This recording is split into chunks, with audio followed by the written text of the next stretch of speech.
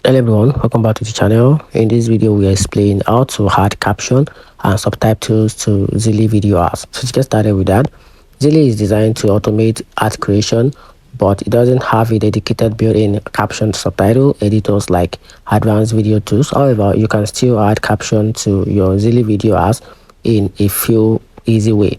So when you create a video as in Zeely, you will go through its guided steps by uploading visual and text overlay.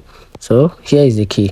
You can use the text overlay field to manually add captions to your videos. So this text overlay appears as the part of the video itself, and you can function the subtitle if you use them to display spoken words like messages or call to action. So to make this work as subtitle, you simply type out the text you want to appear on the screen, position it in the lower part of the video like traditional caption, and that time it's appropriate through the Zeely interface, so it's full subtitles syncing, but it achieves the same effect for short ads. So if you need automatic subtitle generation, the best workflow is to add subtitles to your video before uploading it to Zeely.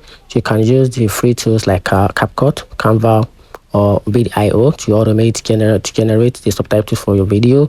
Export it with a hard-coded caption, then upload the video file into Zeely for your ads.